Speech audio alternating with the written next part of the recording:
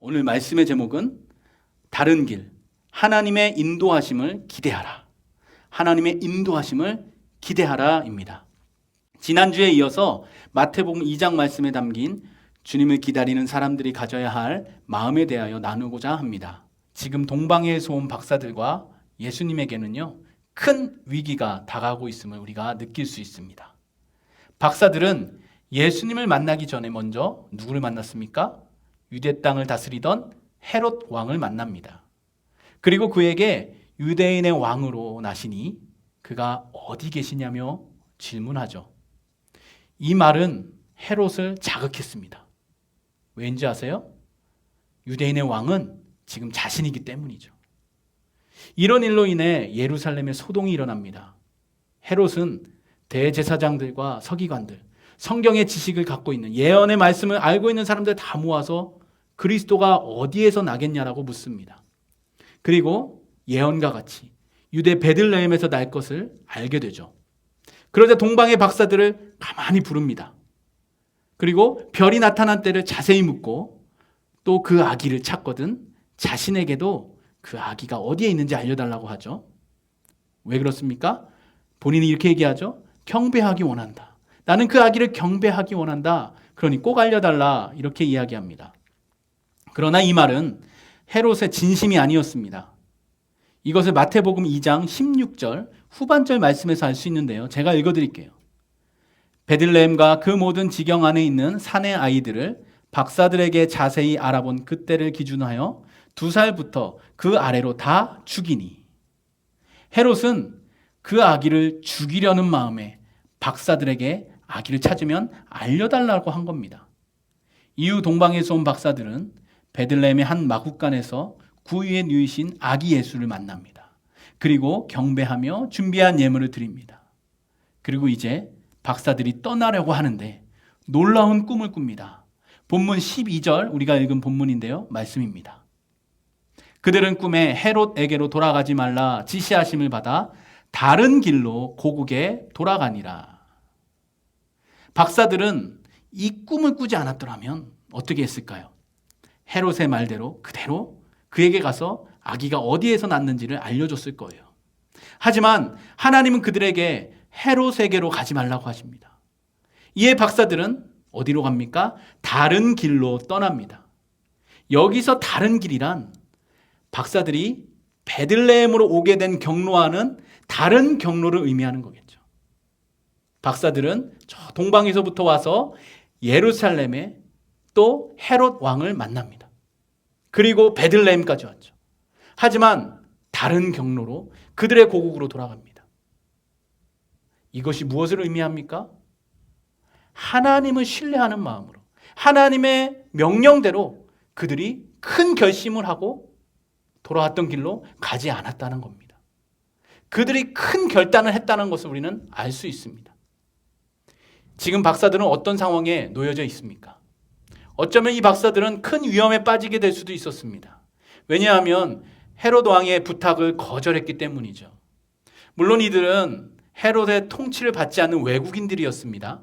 그 당시 헤롯의 성향과 나라의 상황을 보았을 때 외국인이었지만 그 지방을 통치하는 왕의 부탁을 거절한다는 것, 굉장한 위험을 무릅쓴 일이었습니다. 16절의 전반절 말씀을 보면 헤롯이 박사들에게 속은 줄 알고 심히 노하여 라고 기록하고 있습니다. 그 당시 박사들의 행동은 굉장한 부담과 위험을 감수해야 하는 것이었습니다. 하지만 그들은 하나님의 지시를 받고 그대로 순종하여 그들이 왔던 길이 아닌 다른 길로 떠납니다. 그리고 하나님의 인도하심 가운데 안전하게 고국으로 돌아가죠. 이 장면을 보면서 한 가지 확신을 갖게 되었습니다. 하나님을 신뢰하고 믿음으로 가는 여정에는 위험의 요소가 있고 위기가 있을지 모릅니다. 하지만 한 가지 분명한 것은 그 길에는 신실하신 하나님께서 인도하시는 특별한 은혜가 있다는 것입니다. 우리가 하나님의 말씀에 순종하기를 두려워할 때가 언제입니까? 내가 당장 당할 고난과 고통이 눈에 보이기 때문이죠. 분명 하나님의 말씀, 그분의 뜻을 알고 있지만 앞으로 맞이하게 될 현실의 문제, 내가 고난 당할 것이 두려워서 선뜻 순종하지 못할 때가 있습니다. 그러나 여러분, 그럼에도 불구하고 순종의 길을 걸어가기로 결단하는 사람, 그 사람들에게는 하나님께서 놀라운 은혜를 베풀어 주십니다. 견뎌낼 힘을 주시고요, 피해갈 길을 보여주십니다. 오늘 본문 12절을 다시 한번 읽어볼까요? 그들은 꿈에 헤롯에게로 돌아가지 말라 지시하심을 받아 다른 길로 고국에 돌아가니라. 아멘.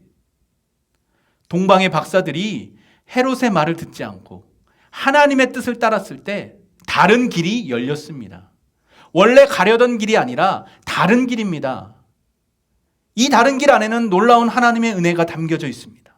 박사들이 하나님의 인도하심에 순종했을 때 위기가 아닌 다른 길의 은혜를 예비해 주셨고 위기를 피해 고국으로 돌아갈 수 있었으며, 또한 아기 예수님은 안전하게 헤롯의 손에 죽을 수 있는 위협을 피하게 되었습니다.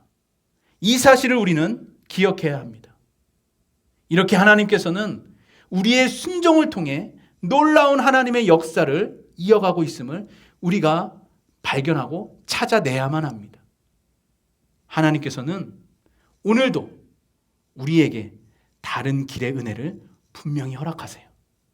이 은혜가 우리에게 있음을 여러분 믿으십니까? 그렇다면 우리는 두려워하지 않고 담대하게 하나님의 인도하심을 기대하며 순종해 나아가야 될 줄로 믿습니다. 하나님께서는요, 지금도 우리에게 말씀하고 계십니다. 우리의 삶 순간순간을 통해 하나님의 뜻을 우리에게 비춰주세요. 예배 가운데, 말씀을 듣는 중에, 그리고 기도할 때에, 또한 어떤 사건이나 심지어 누군가의 대화 중에서도 하나님께서는 우리에게 그분의 뜻을 비춰주시고 깨닫게 해주십니다. 그리고 이렇게 하나님의 뜻, 하나님의 말씀을 깨닫게 되었다면, 지시하심을 받았다면 두려워하지 않고 담대하게 그 뜻대로 순종하기를 주님은 원하세요. 사랑하는 여러분, 우리 앞에 놓여진 순종의 길이 무엇입니까? 그것이 무엇이든지 그 길을 걸어가기로 결단하게 된다면 하나님은 다른 길의 은혜, 하나님의 인도하심의 역사를 허락해 주십니다. 두려워하지 마세요. 기쁨으로, 감사함으로, 담대함으로 그 길을 향하여 발을 내딛어 보세요. 하나님께서는 분명 선하신 손으로, 그 주님의 전능하신 손으로 우리를 인도해 주실 줄로 믿습니다. 이제 우리에게 다가올 2021년, 여러분 앞에 무엇이 보입니까? 당장 우리 앞에 있는 고난과 어려움을 바라보며 또 불확실함으로 인해 절망하며 낙심하는 것이 아니라 지금도 함께 하시고 말씀하시며 인도하시는 그 하나님, 다른 길, 하나님의 그 인도하심을 기대하며 믿음과 순종으로 하루하루를 살아가는 우리 청년들이 되기를 주님의 이름으로 축복합니다.